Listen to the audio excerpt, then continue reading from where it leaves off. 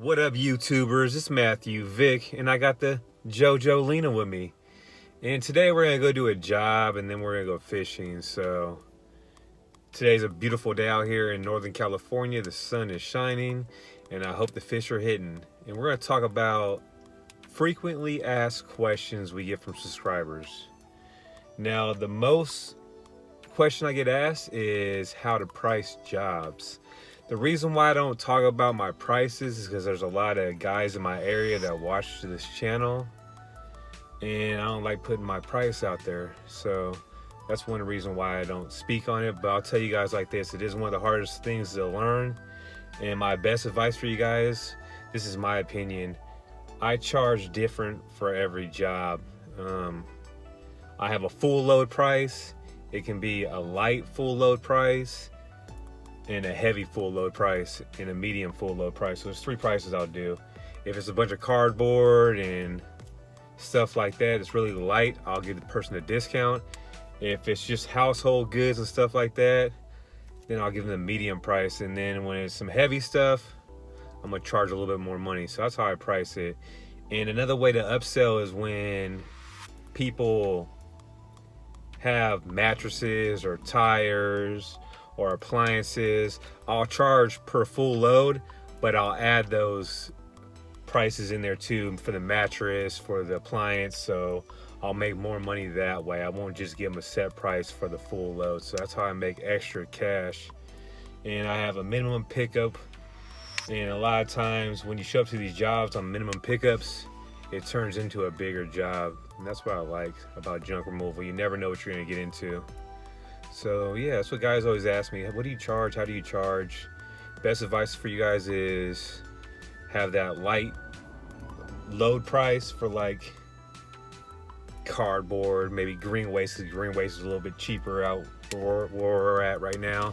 And then you got that regular household price where I'll tell people over the phone for a full load. And then when it's heavier stuff, like maybe there might be an iron tub there or some heavy stuff in there, I'll charge more money.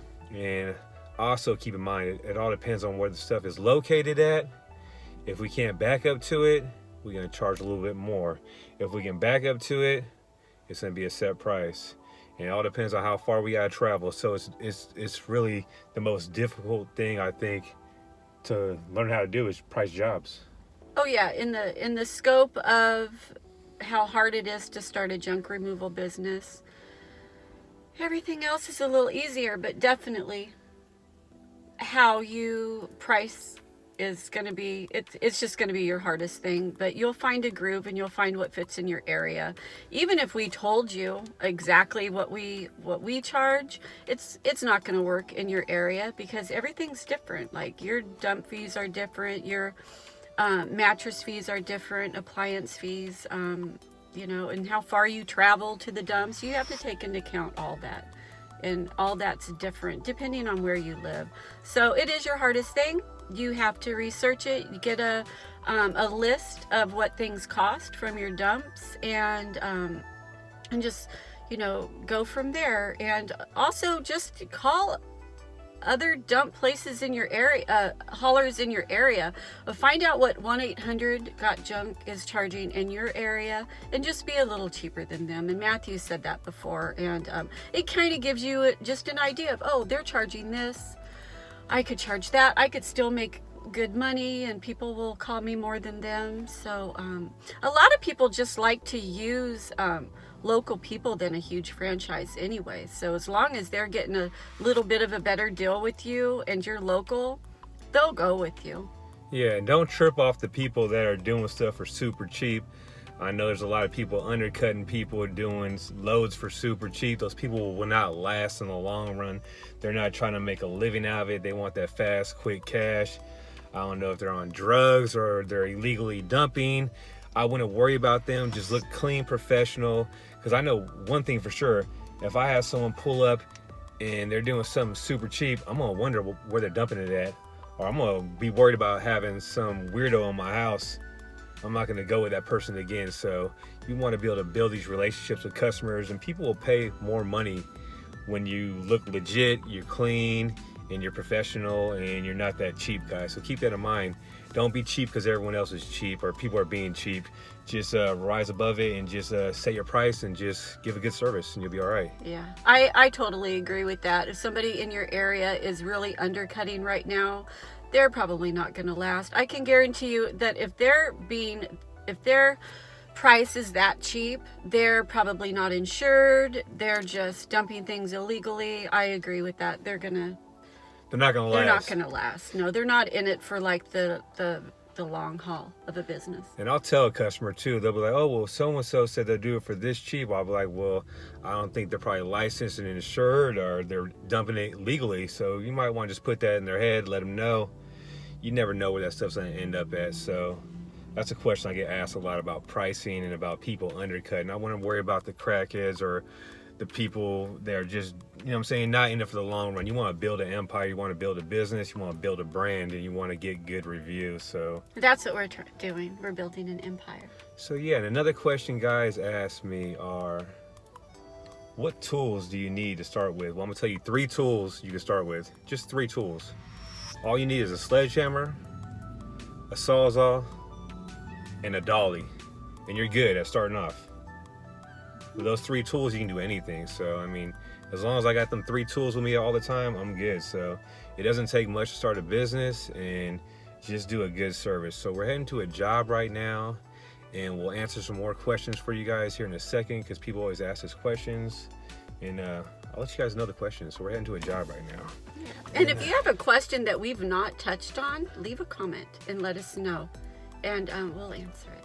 And if you guys heard these questions that people asked before, just bear with us. Yeah. We're gonna repeat it, guys. So yeah, it's a beautiful Sunday. So we're heading to the job and we'll be fishing here in a second, guys. So stay tuned.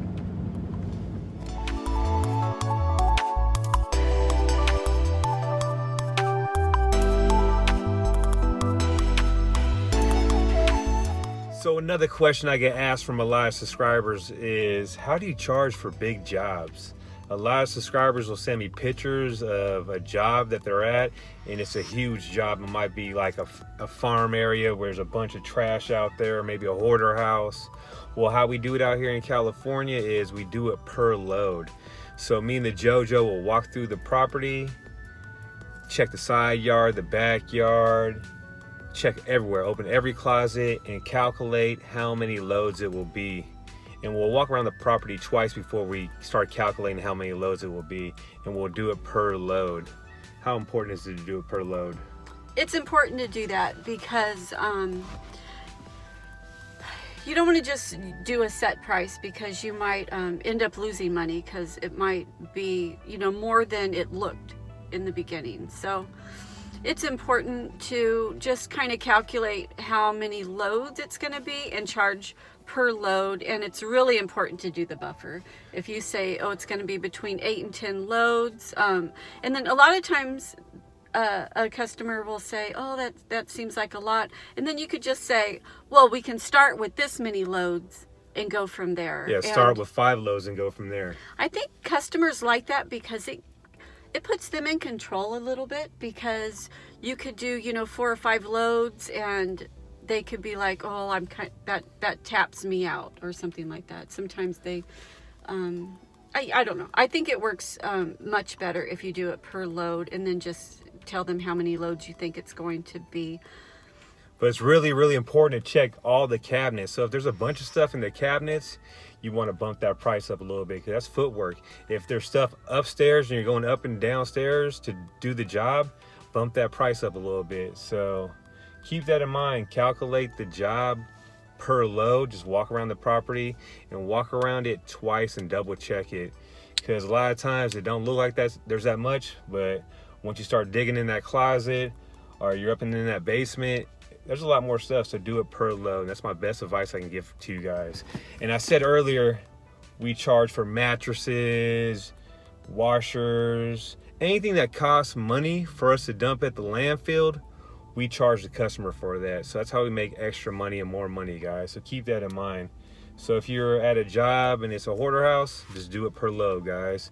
Don't give that firm price, because you could lose money if you're not bidding the job right. Yeah, and if you're just starting out, you might make a couple little mistakes because it takes practice to be able to walk around a property or a house and eyeball it and know exactly what fits in your trailer. So when you're first starting out, yeah, you might mess up a couple of times.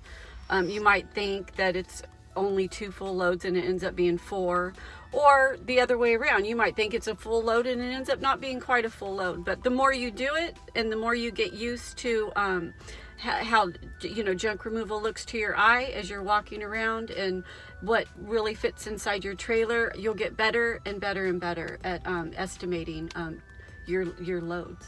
Yeah, definitely. And one thing you guys want to do too is when you guys load your trailers up, load all that trash up first, and then have the next load be like all the metal so you can recycle it, and then maybe the other load you guys got, have it for donations. So you got trash loads that you're gonna pay for, you got the metal loads that you can either recycle it for free or get paid for it, and then you have the ones you guys can donate. Try to do the donations last, so if you can't donate some stuff, you can at least dump at the landfill last. So that's how I would do it, guys. Don't be scared of these big jobs. And yeah, that's a question I get a lot from subscribers. So keep that in mind. Don't be scared of the jobs. Just do it per load. That is the safest way to do it. You'll make money. Oh, and stay tuned because we're going to go over more frequently asked questions while we're enjoying our Sunday at Matthew's Fishing. Oh yeah, so stay tuned. Now let's talk about junk removal while I'm fishing, people. What's up, subscribers? And look at that redneck over there, that hillbilly. What was I just doing a minute ago, JoJo? You were laughing.